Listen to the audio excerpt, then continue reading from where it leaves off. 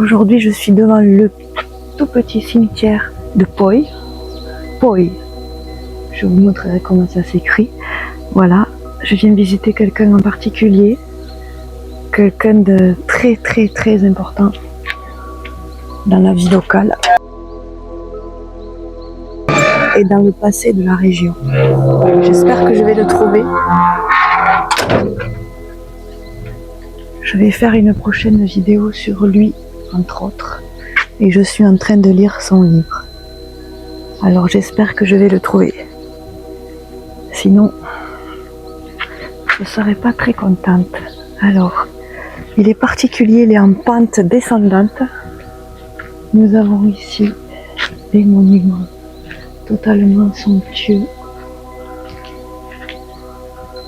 Là, nous avons une chapelle ouverte.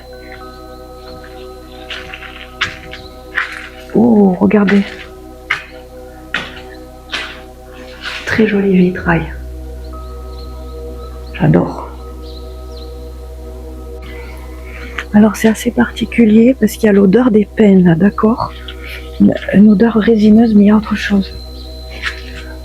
Et c'est très impressionnant parce que quand je rentre là, je sens une odeur d'encens, de l'encens d'église. Et une odeur florale, pourtant il n'y a pas de fleurs.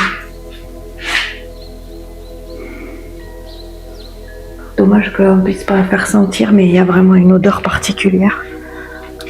Très agréable. Et pour moi, c'est... On va encore dire que je suis perchée, mais pour moi, c'est quand même une manifestation paranormale. L'odeur. Alors regardez là, une curiosité, il y a un petit siège. Un petit siège pour venir se recueillir, un petit siège de camping, un strapontin, pour venir se recueillir devant cette tombe. Henri et Jean, fils et frères bien-aimés. Ce sont des jeunes garçons. Oh là, on a un petit garçon, c'est récent. Je ne montre pas sa photo. Ici, on a quelques columbariums.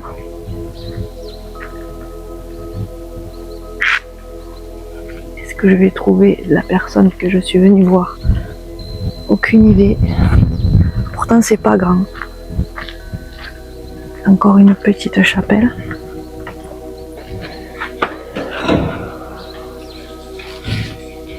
Et là, ça ne sent pas. Ça sent pas pareil que là-bas. Je fais très attention parce que je risque de tomber. Voilà, le jardin du souvenir. Là où on répand les cendres. Et encore des cases de columbarium. Quelle beauté! Quel calme! Les anciens combattants.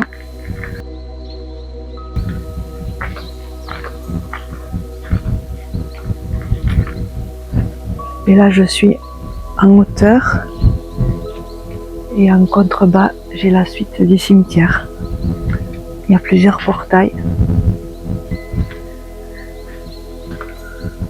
Bon, pour le moment, je ne vois pas la personne que je suis venue chercher.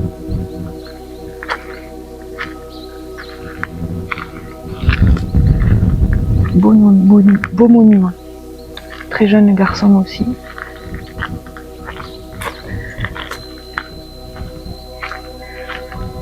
Là, c'est récent, hein. Je reviendrai par là tout à l'heure. Je vais aller voir cette belle croix.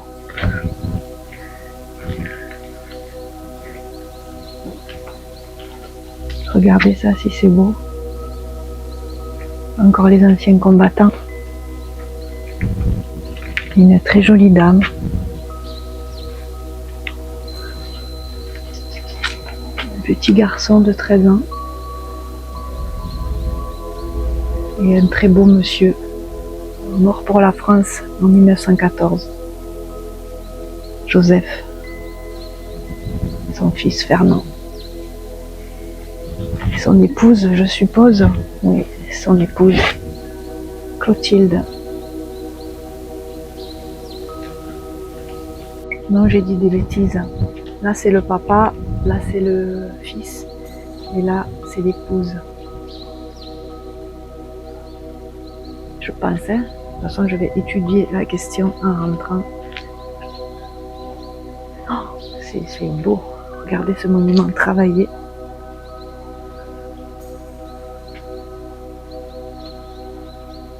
Très, très, très beau. Bon. J'aime beaucoup ces plaques là, en forme de livre, avec les photos en noir et blanc.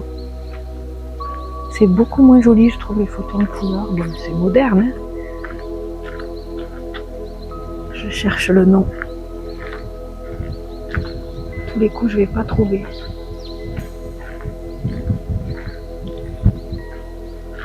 C'est très pointu et c'est très... comment dire? Il y a beaucoup d'escaliers.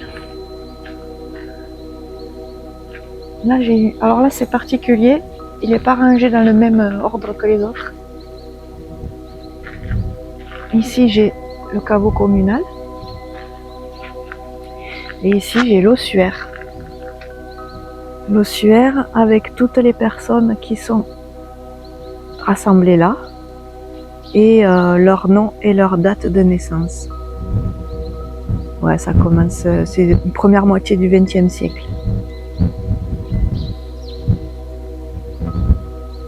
Je vois le nom de la personne que je viens visiter, mais pas son prénom. Ça doit être quelqu'un de sa famille. Je ne dis pas encore qui. Une belle croix. Il n'y a pas d'inscription particulière, on ne sait pas pourquoi elle est là. Ça doit être souvent les croix comme ça très anciennes. Ce sont les croix récupérées des vieux cimetières qui sont ramenées dans le nouveau. Ici, on a une entrée qui ne ferme pas la clé, à bon entendeur. Oh, j'ai la même chose sur la tombe de ma grand-mère. Alors, où êtes-vous, monsieur? Si vous pouviez me donner un signe pour que je vous trouve, que je puisse finir mon documentaire, ce serait très gentil. Ça, c'est original. Alpha, Oméga. Qu'est-ce que c'est que ça? Ça, c'est symbolique. Et là, vous avez une croix. On connaît, hein? Je pense que ça, c'est des francs-maçons. C'est bizarre. Et il y a un escargot. Alors là, ça, c'est rigolo. Il y a un escargot coincé dans la pointe du triangle. Est-ce que je le décoince? Il doit être mort, le pauvre. Oh oui, il est mort. Il est mort. Je le laisse, tant pis.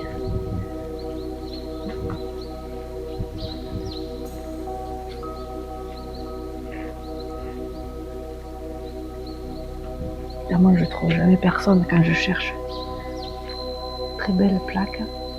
Clément, soldat au 416e régiment d'infanterie, tué à Verdun, le 1er novembre 1916.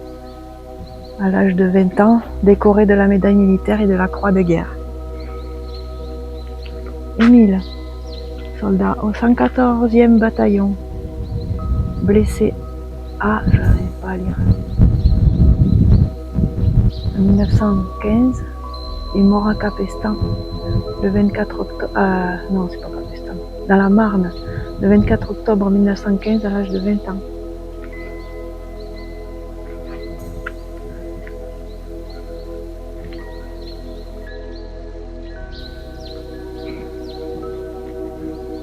Encore un portail.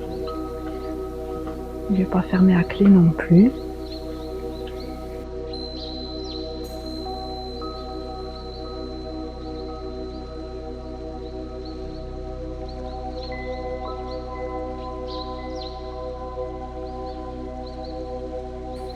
Alors malheureusement, j'ai pas trouvé la personne que j'étais venue visiter.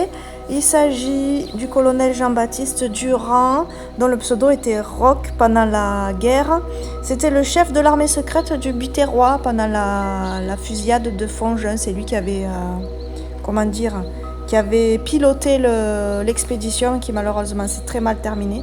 Je vous ferai un sujet là-dessus prochainement. En attendant, je vous montre le livre qu'il a écrit. Je suis en train de le lire, c'est vraiment passionnant. Et il est décédé en 2022 à l'âge canonique de 101 ans. Et donc on a la chance qu'il ait pu laisser ce témoignage énorme sur la résistance dans le Biterrois.